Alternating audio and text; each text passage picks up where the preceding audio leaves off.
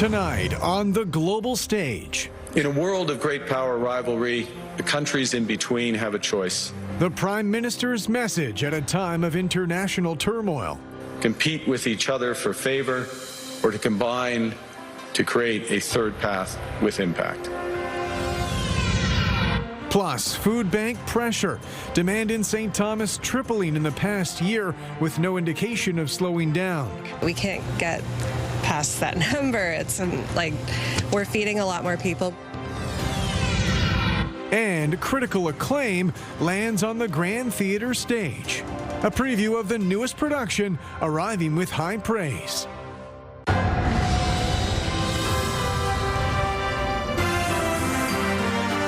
CTV News with Carlyle Fiset. Good evening. Thanks for joining us. We begin tonight with the Prime Minister's remarks in Switzerland, addressing international leaders at the World Economic Forum. Mark Carney didn't mention Donald Trump by name, but as Annie Bergeron-Oliver reports, the president's influence was certainly apparent. Nestled in the usually calm mountains of the ski town Davos, a chaotic meeting of hundreds of politicians and top business leaders at the World Economic Forum that this year Prime Minister Mark Carney used to deliver a frank message about the future. The old order is not coming back. We shouldn't mourn it. Nostalgia is not a strategy.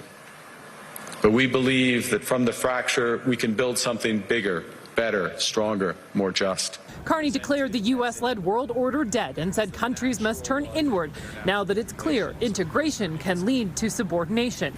Call it what it is, a system of intensifying great power rivalry where the most powerful pursue their interests using economic integration as coercion. Withstanding those economic shocks, the Prime Minister said will require like-minded countries to pivot, to work together to hedge uncertainty. While Trump's name was never mentioned, Carney did call on middle powers like Canada to push back against domination by great powers, using tariffs as leverage and supply chains as vulnerabilities to be exploited. In a world of great power rivalry, the countries in between have a choice. Compete with each other for favor, or to combine to create a third path with impact. The message receiving what organizers described as a rare standing ovation at a summit where geopolitics and the future of Greenland is looming large. Our commitment to NATO's Article 5 is unwavering.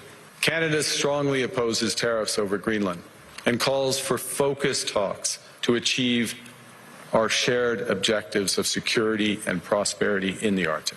Carney may get a chance to raise his concerns about Greenland directly to the U.S. president. While no meeting is currently scheduled between Carney and Donald Trump, the U.S. president will be here tomorrow at the same time as Mark Carney. Annie Bergeron-Oliver, CTV News, Davos, Switzerland. It was a second straight snow day for many students in Midwestern Ontario. High winds and more than 30 centimeters of fresh snow made for hazardous road conditions across Bruce, Grey, Huron and Perth counties. There were several road closures in Grey Bruce specifically. Police have reported more than 100 calls for service in the last 2 days. Meanwhile, there are flooding concerns in Durham. Frazzle ice has formed on the Saugeen River, partially blocking part of the river running through Durham. Crews working heavy equipment are on site, digging out parts of the river. This also happened last winter, resulting from heavy snowfall and a bitter cold snap.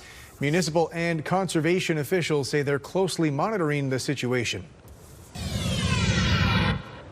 Good evening. It was another wicked day in parts of our region with snow squalls continuing in Midwestern Ontario. Snow squalls are starting to ease off out there tonight. We still have a snow squall warning toward the Bruce Peninsula, but I am expecting that to end overnight. Skies will go partly cloudy. Wind chills. It is bitterly cold out there. This evening, wind chills feeling like -18 to -23 to -24. So that is some frigid Arctic air that's in place. Now, the satellite radar shows the squall action really starting to wind down. With the exception Georgian Bay, there's still some heavy snowfall. Our focus will shift to another area of low pressure developing. This one will bring us a round of snowfall as we head into your Wednesday. Keep your shovels handy. You'll need them. We'll have accumulating snow in southern Ontario through the day. Wednesday, I'll tell you how much is coming our way and what will follow as we roll into the weekend. Temperatures are set to average well below normal. I'll have all your local weather details in just a few minutes. Carlyle, back to you. Thank you, Julie. The Thames Valley District School Board has launched a new Student and Family Support Office website today. That was done in conjunction with several other boards, all Ontario boards, and all under provincial government supervision. As Rita Ismail reports, there are questions over the purpose of these websites and whether they could eventually replace elected trustees. The Thames Valley District School Board launched its Student and Family Support Office website today, designed to help parents and caregivers navigate concerns about their child's education or well-being. Given the size of our school board, it really is designed to help parents and families navigate should they have some difficulty finding, who they go to, what issues can they have addressed. TVDSB is one of 5 boards mandated by the Ontario Ministry of Education to have these offices operational by today. All 5 boards are currently under provincial supervision. Director Tucker says families with complex concerns can submit an online form or call the listed number, with issues being routed to appropriate supports. But critics argue the portals add bureaucracy rather than accountability. It's smoke and mirrors from the minister. You are taking away the support and advocacy of a trustee who will help you navigate the whole process, and you're replacing it with another layer of bureaucracy. A request for an interview with Education Minister Paul Calandra was declined.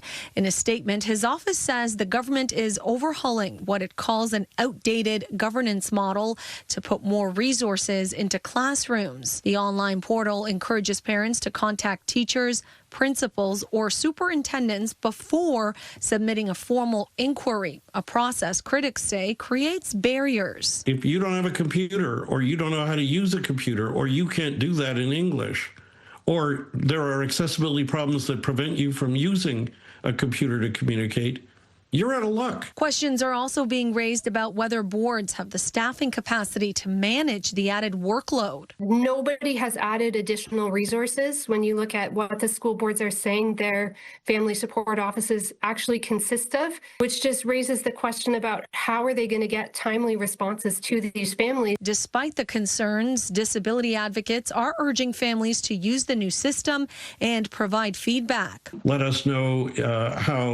how much the people at the other end of the phone understood. Let us know if they solved it or just left you where you are right now. All remaining Ontario school boards are required to have student and family support offices in place by September 1st of this year. Rita Ismail, CTV News. Wyerton is getting a new town hall. Municipal officials say they'll convert an old grocery store into the new headquarters. They say the tender for the roughly $11 million project was awarded earlier this month. They also say they plan on renting space out to provincial or federal agencies to host government services. Construction is expected to begin soon, with completion slated for early 2027. Sarnia police say they seized several guns, including a sawed-off rifle, during an intimate partner violence investigation. They released this image of the rifle. They say it was found inside a home yesterday, and a suspect was arrested without incident. Police say that person remains in custody pending a bail hearing. Officials with the St. Thomas Elgin Food Bank say they supported a record number of people in 2025. With grocery prices surging higher this year, they expect similar demand for 2026. Brian Bicknell reports. At the St. Thomas Elgin Food Bank, client Destiny Johnson picks through community share donations. With food prices so high, she doesn't know how she'd get by without the extra help. It's insane. A lot of, especially with having dietary restrictions, some of the prices are astronomical compared to, say, like even 3 years ago. She's not alone in needing help. In 2025, the food bank hit an all-time record with more than 26,000 mouths fed. That's up from 2024, which saw nearly 25,000. And it's nearly tripled from just 6 years earlier, when in 2019, before the pandemic, the number was 8,900. Meanwhile, the agency served more than 1,800 households in 2025, with half being first-time users of the food bank. We can't get past that number. It's like we're feeding a lot more people. We were worried we were going to hit 30,000 We didn't, thankfully, but who knows what next or what this year will bring. Because of the prices of groceries as well as housing and be it the mortgage rates and rent, a lot of them are, you know, his and her families combined together, and a lot of times it's the grandparents that are also living there to save money. So some of our households are 10 people. And the demand has kept volunteers on their toes. The number of people in need of food bank, we've noticed a big number of people coming now. There's a bounty of food here now, with this floor bursting with donations, but most of this is from holiday food drives, and this could all be gone within a couple of months. We will need to buy again very soon. Meantime, the food bank has just been accredited by Food Banks Canada. That means it can now receive assistance from the national agency and from Feed Ontario. It's an extreme help. As for Destiny Johnston, it's extra food for the household that goes a long way. I usually come and look if there's anything we can make use of. Brian Bicknell, CTV News. 2 local casinos are reporting milestone payment figures. In Hanover, the municipality has received $25 million in OLG payments since opening in 2001. Local officials say some of that money has been used to buy a Zamboni as well as renovate the town's civic theater. Meanwhile, Central Huron officials say they've brought in $15 million from the Clinton Casino since it opened in 2000. It's opening night at the Grand Theatre. A new production is premiering, bringing with it critical acclaim from off-Broadway. Jerry Dewan reports. I walked past the old houses on Smith Square and saw families in front of fireplaces, wearing wool sweaters, wondering what to eat for dinner.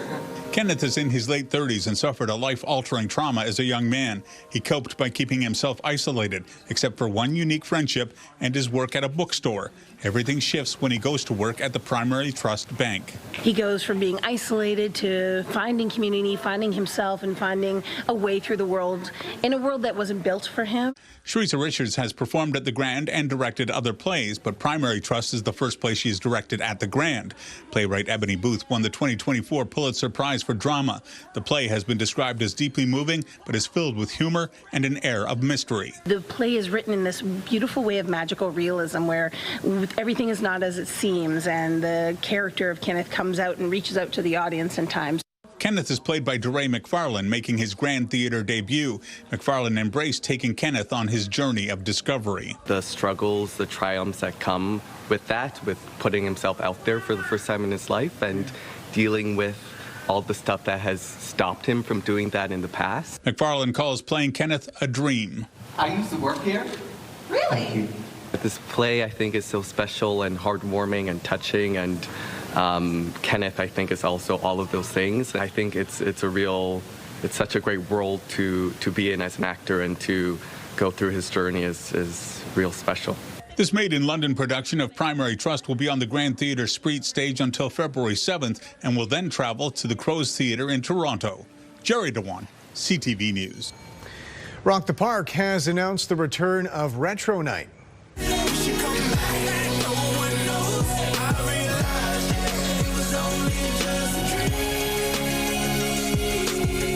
Hip-hop star Nelly will headline Friday, July 17th at Harris Park. He'll be joined by Shaggy, Fat Joe, and Afro Man.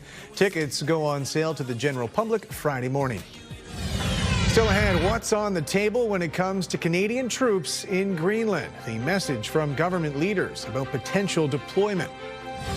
Plus, the latest on a Canadian teenager who was found dead on an Australian beach.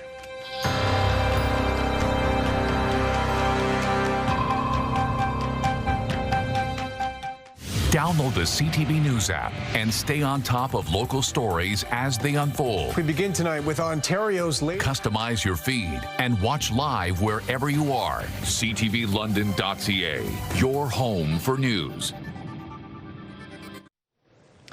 Welcome back. The family of a Canadian teenager found dead in Australia this week are speaking out.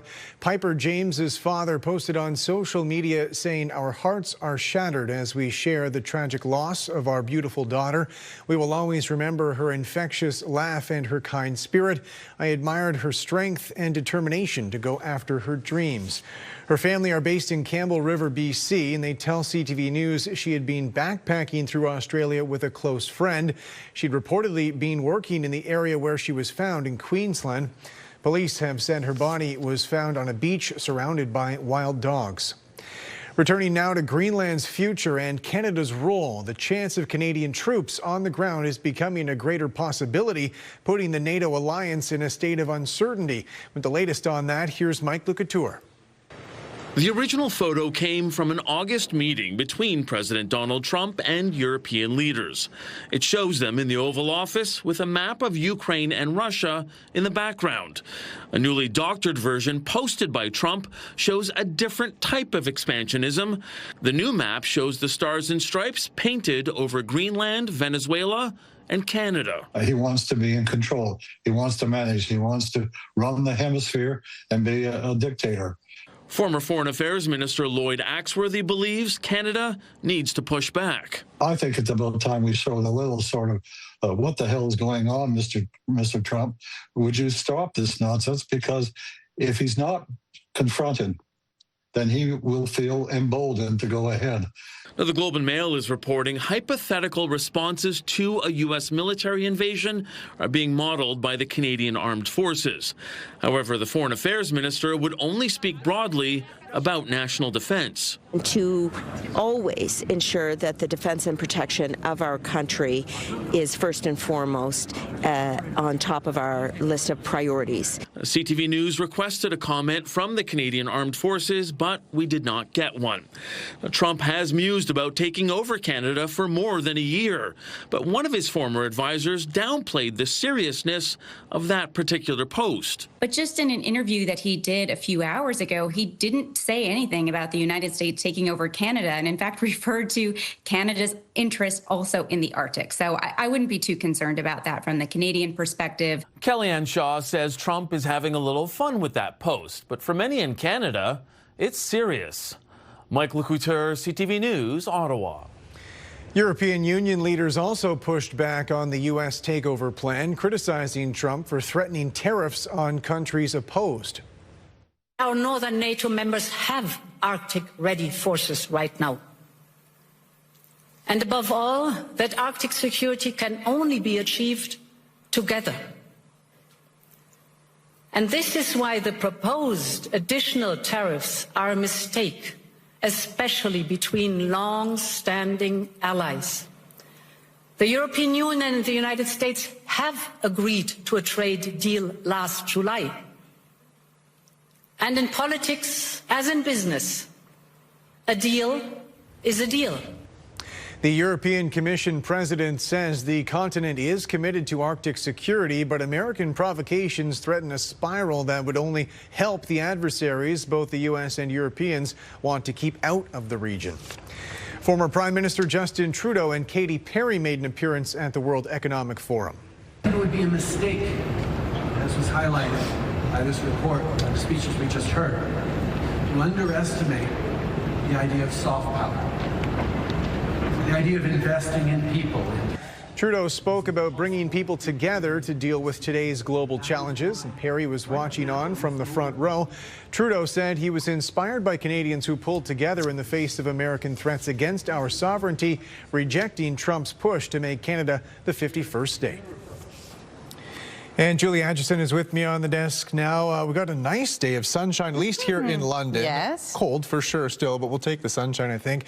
Can we even call it maybe even the calm between the storms? Because it does sound like we're getting more snow. Absolutely. Things are starting to quiet down a bit north of us after a very busy day weather-wise in terms of blowing snow and snow squalls accumulation. It continues toward the Bruce Peninsula tonight. It was cold. Temperatures averaging almost 10 degrees below where we should be for this time of year, with daytime highs hovering anywhere between minus 11 and minus 12 degrees in southern Ontario this afternoon. And it was cold last night, minus 17. Another cold night tonight. So as we take a look at the lake effect snow, Georgian Bay continues to produce a lot of lake effect snow this evening.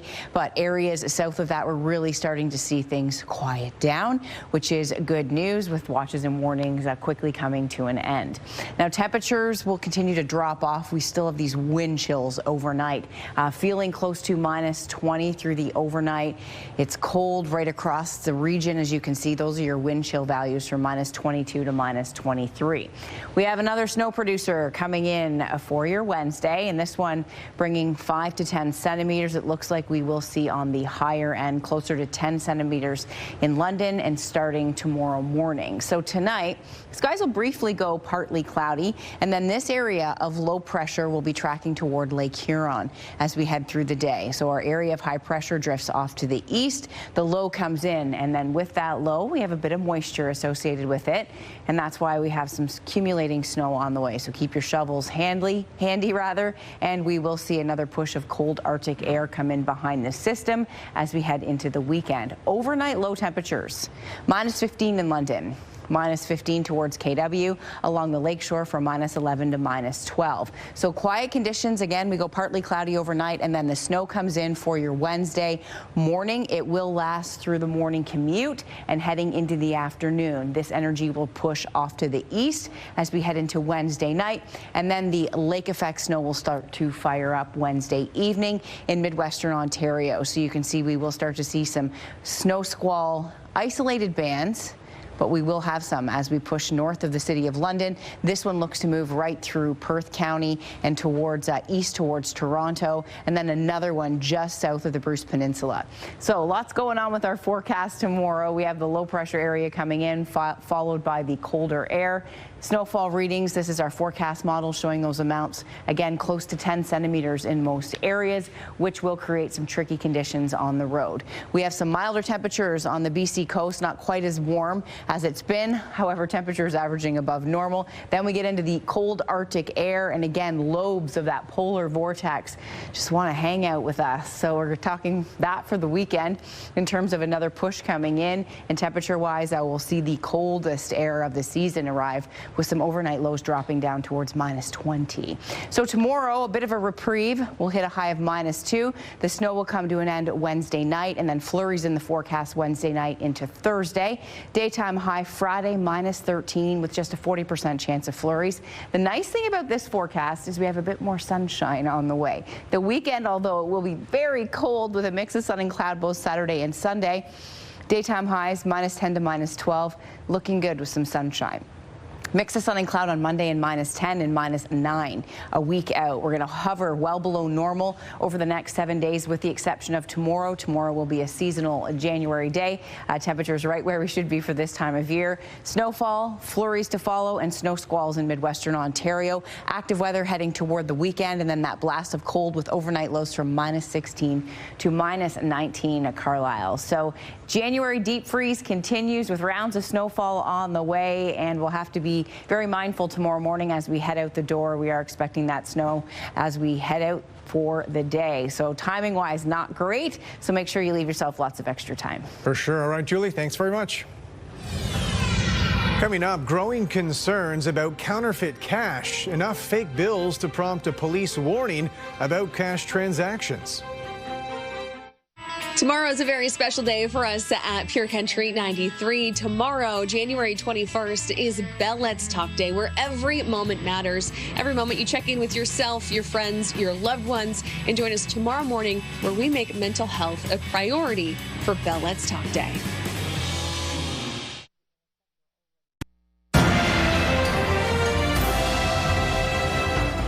Provincial police are reporting an increase in counterfeit bills circulating in Ontario.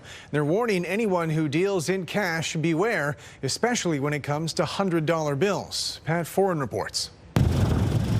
Trailers Ontario has 4 locations in the province selling cargo trailers for various applications.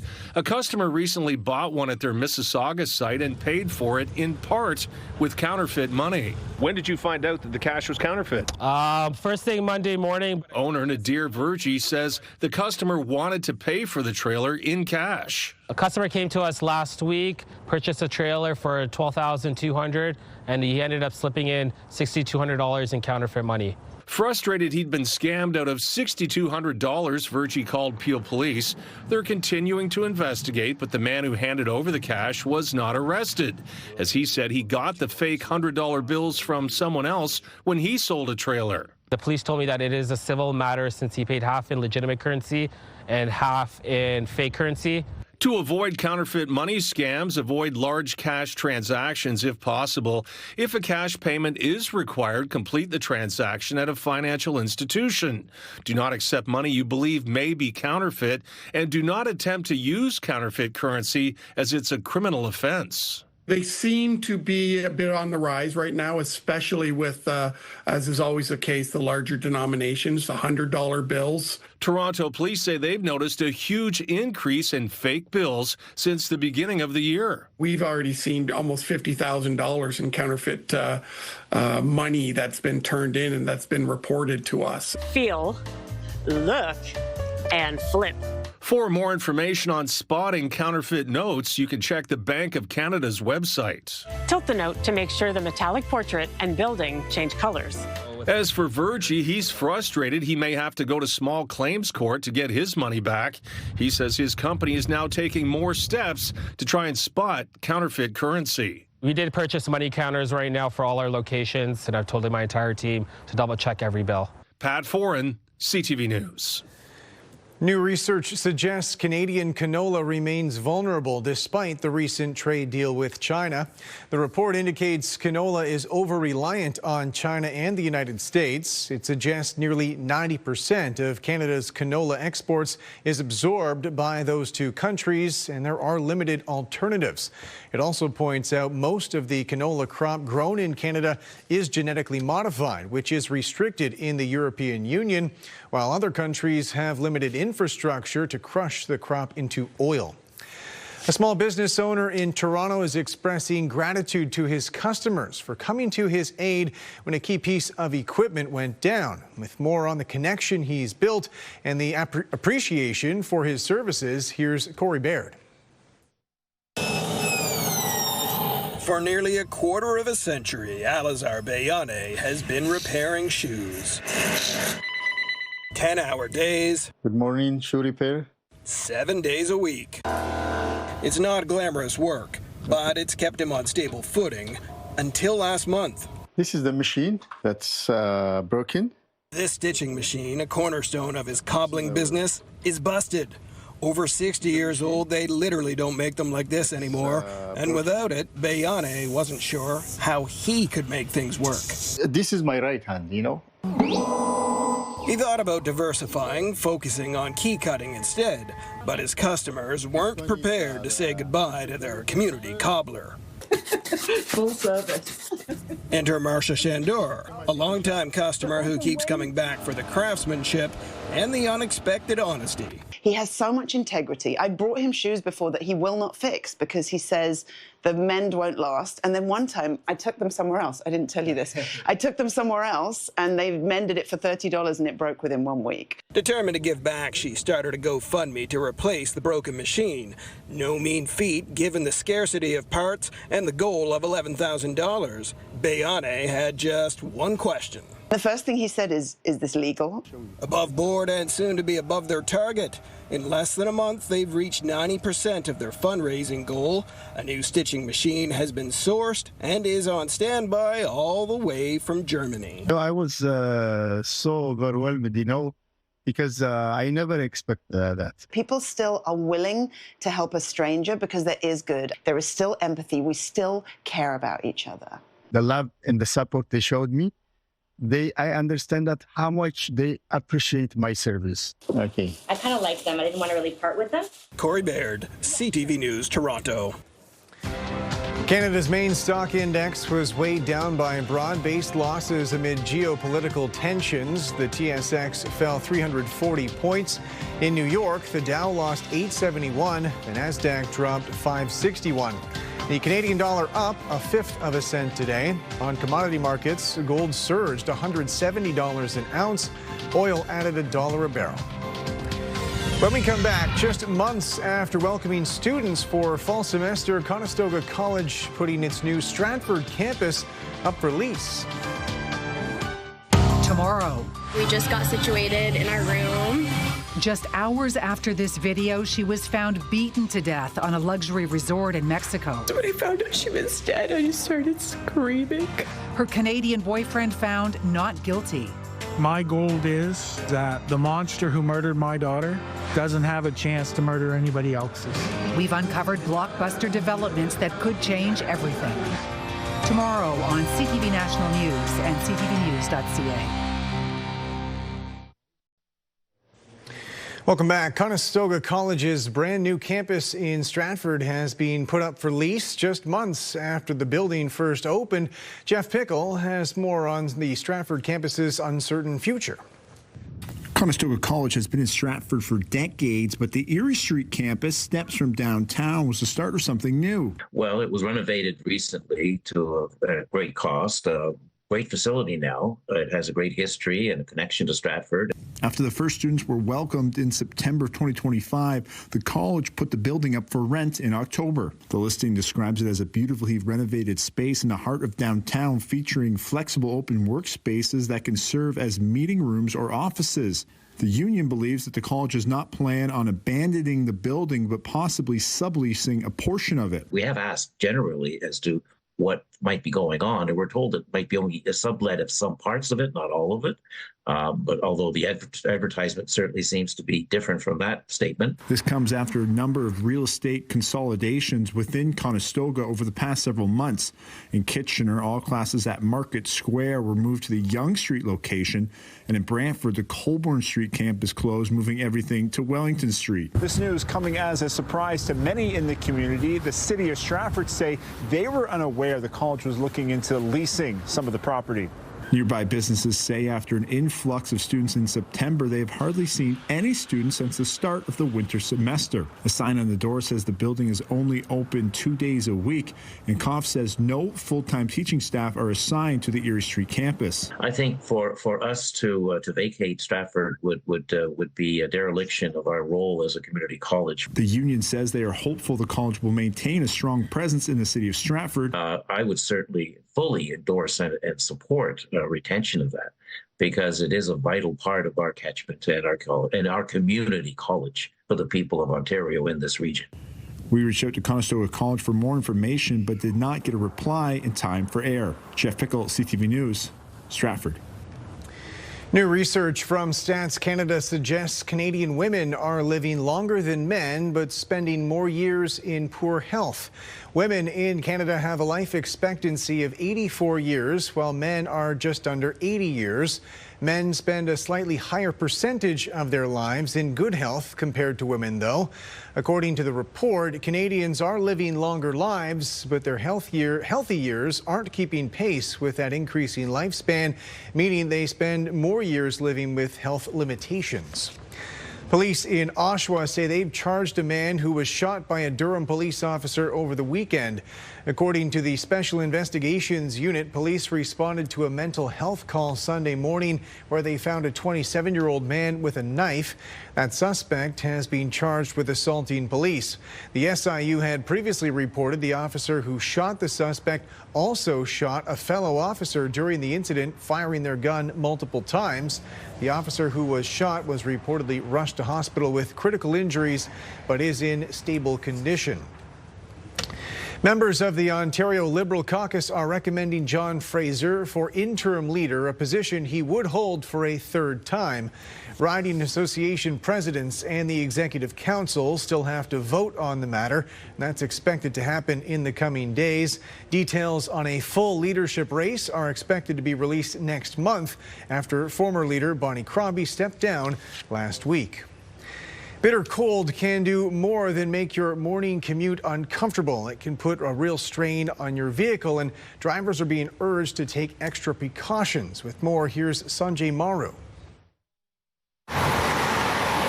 When temperatures drop into a deep freeze, many drivers may just be focused on having enough gas to get where they need to go. But mechanics say some issues are not visible from the driver's seat. They can be missed without a closer look. Lately, we've been seeing a lot of rodent damages under the hood.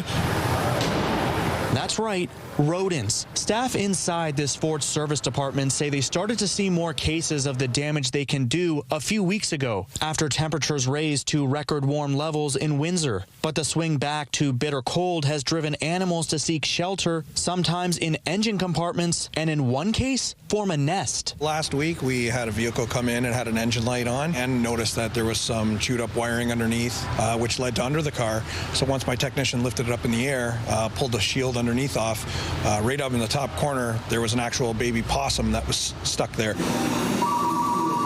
Here at the Battery Man in Windsor, staff say drivers should watch for signs of corrosion around the battery terminals and clean it off to help ensure a proper connection. But even something as simple as leaving a light or a dash cam on can prove consequential when you need to leave for work on a cold winter morning. They have a gentle pull on your battery, but when you leave it, say, for the weekend, you're not driving your car, that could result into you having trouble starting on Monday morning. And of course, there are the tires. For some drivers, snowy conditions mean automatically switching to winter tires. But this shop says for most urban driving in southwestern Ontario, all-weather tires are the better option. Good bang for the buck, and also it helps on your car insurance as well. If you're constantly going up north to North Bay or something, yes, that's where the winters will come in handy. A lot of big trips like that. But if you're going to London, Toronto, those all-weathers, much better than an all-season. All-season tires can handle some cold, but they're not meant for snow and ice. All-weather tires, however, are designed for winter driving, marked by this snowflake symbol without the need to change tires each season. Sanjay Maru, CTV News. Tomorrow on CTV News, we'll preview a new documentary by a London filmmaker looking at the former O-Pee-Chee hockey and baseball card factory in the Old East Village. That's tomorrow on CTV News at 6.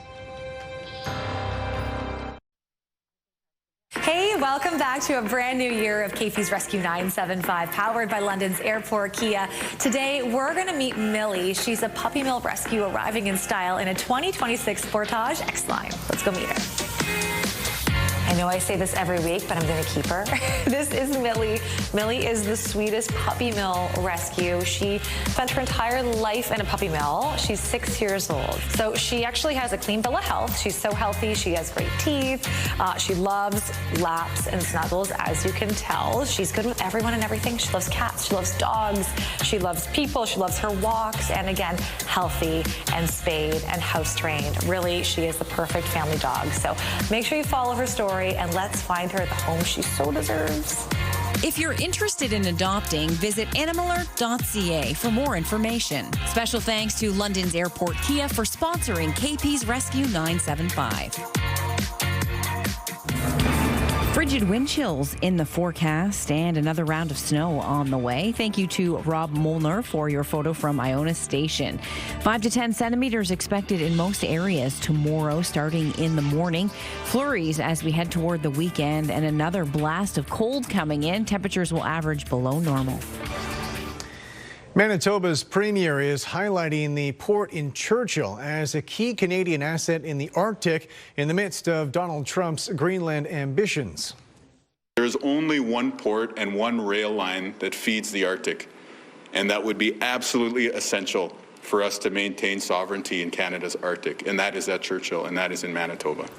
The Manitoba leader is pushing for a fully developed port in the remote town on Hudson's Bay. He says there's a short ice-free season for the port, while the lone rail line through remote terrain needs upgrading. Alberta's opposition leader wants that province's premier to bring the legislature back more than a month ahead of schedule, citing a crisis in Alberta hospitals. This is not normal. This is not just, it's a bad flu season. This is an unprecedented crisis in our emergency rooms and our ambulance services. symptomatic of a system that is broken down. The Alberta NDP leader says the province needs to declare a state of emergency because of overcrowding, long wait times, and staffing shortages. The Alberta health minister says no declaration is necessary because the government is already working on capacity issues. New details are emerging about the arrest last week of Canadian actor Kiefer Sutherland. Police in Los Angeles say Sutherland was arrested after an altercation with an Uber driver who claims the actor punched him multiple times and tried to choke him. No charges have been laid, while Sutherland has a court appearance scheduled for next month. An NHL team is trying to capitalize on the popularity of the hockey drama series Heated Rivalry while supporting an Eastern Ontario Pride organization. With more, here's Kimberly Johnson. Jenny Asselin is an Ottawa Senators fan and a Heated Rivalry fan. She was caught off guard when the worlds collided at the Canadian Tire Centre. Going to buy a commemorative puck, and sure enough, there's a Hollander and a Rosenhoff jersey right there waiting for me. It was just serendipity, really. The Senators have released Heated Rivalry-inspired Sens jerseys. Fans of the series can now buy Senators jerseys with the names Hollander and Rosenhoff on the back. The popular Crave original series is a love story about pro hockey players Shane Hollander and Ilya Rosenhoff, who are on rival teams. We had the idea on Friday morning, and we had a whole bunch of jerseys in the store by Saturday night at our game, and sold out within probably an hour before the first period was over. Peter Shire with the Senators says the store was getting requests for the specialized jerseys from Heated Rivalry fans. So they had some made up ahead of Saturday's game against Montreal. He says online sales are also popular. We woke up on Sunday morning. We had orders from, I think, Germany, Sweden, Indonesia, Kazakhstan, Sweden, from all over the world. So it really, it's great. In all, he says about 50 jerseys have already been sold, and proceeds will be going towards Ottawa Pride hockey. Heated Rivalry has been a really fun topic of conversation lately. I feel it's been taking over conversations in the locker room, and it's a great, wholesome show. Ottawa Pride Hockey is an inclusive hockey recreation league for the queer community.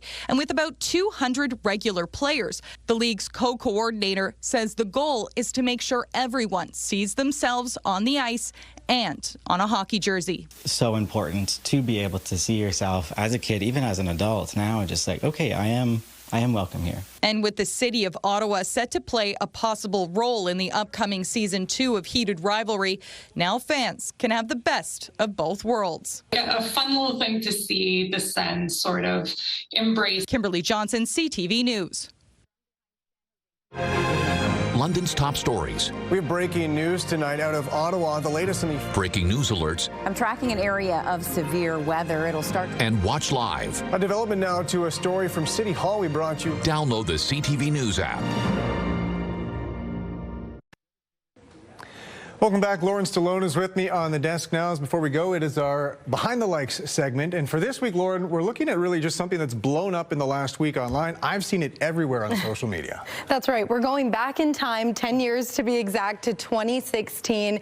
Now, this was a year that people are describing as rich in culture, fashion, amazing music, and people are going on social media. Like you said, Carlyle, if you're on social media, you've definitely seen it. They're posting about what they were doing that year, what they were wearing, what they were listening to, all of the things. So I wanted to speak with Carney Levy, tech analyst, to get an understanding of why this trend is so popular. Nostalgia has always played big in the social media space. It's a powerful draw. It brings us together. It kind of coalesces entire communities around common themes. It makes you feel included, part of something bigger. And it tends to work in roughly 10-year cycles. What were you doing 10 years ago today? That's a real big thing, for example, in the photography community, and you see those hashtags popping up fairly frequently. So it's no surprise that we would see something something like this crop up. Now, in the interest of covering our generational basis, we have Julie Atchison with us on the desk now as well, because really, if for each of us looking back 10 years, very different stages in our lives, right? For sure, yeah. For me personally, I don't really get the appeal of 2016. I was really figuring out who I was, who I wanted to become, who I wanted to surround myself with. Now, a lot of that is still the same, but a lot of it, thank goodness, is different. So I don't really understand it. I see a lot of millennials posting a lot. Carlyle, I know. I wasn't posting, but I've seen it everywhere among my friends. I know 10 years ago for me, I was just finishing college in Toronto. That is a shot of me doing a school project. Very different look from 10 years ago. And yeah, similar idea though, is this was actually my college job. While I was just finishing school, I was a tour guide at a brewery, and that was my last tour that I did. That's fun to kind of look back though, and I get it. People want to have that feeling of like, well, this is what I was doing, as Carney said. When I think about 10 years ago, my kids were little, and we were having so much fun. That one's from Storybook Gardens, actually, and definitely my husband was still drag racing. It was just a different time, and thinking about, you know, where my kids are now. They're both in high school. And here's a look at our newscast from 10 years ago. So Tara Overholt was the anchor. I was still doing the weather. But the funny thing about this is, and I don't know if you'll notice this, but I'm actually wearing the same dress that I was wearing 10 years ago when I was doing the weather. I even styled my hair kind of the same tonight. But this is the dress I had on 10 years ago, and the weather was quite similar on this day. So it was cold and snowy. So that's kind of neat to look back. Speaking of some things that don't change, our own Daryl Newcomb, our City Hall reporter, that's exactly where he was this time 10 years ago, covering construction and potential traffic implications there. Brian Bicknell was reporting on an expansion for Sunripe Fresh Market, hiring close to 100 more employees back then. Hasn't aged a day. Jerry Dewan was working on a story about the London Health Sciences Centre and a piece of land the hospital was trying to unload. As classic Jerry Dewan. Oh, he was even walking there in that Wow. Scott Miller, talk about things that haven't changed. A snow day in Wingham. That's what Scott Miller was covering from Midwestern Ontario 10 years ago. And finally, we have Nick Paparella, who was warning residents from a London police report covering a family dog that was poisoned. So we wrap up with Nick Paparella, the hard-hitting reporter that he has always been, clearly. We just really covered the full gamut. For sure. Right there. It's nice to know some things will never change. A little trip down memory lane. Now that's it for us. Thank you, Julie, and thank you, Lauren, for all of us at CTV News London. I'm Carlyle Fiset. Have a good night.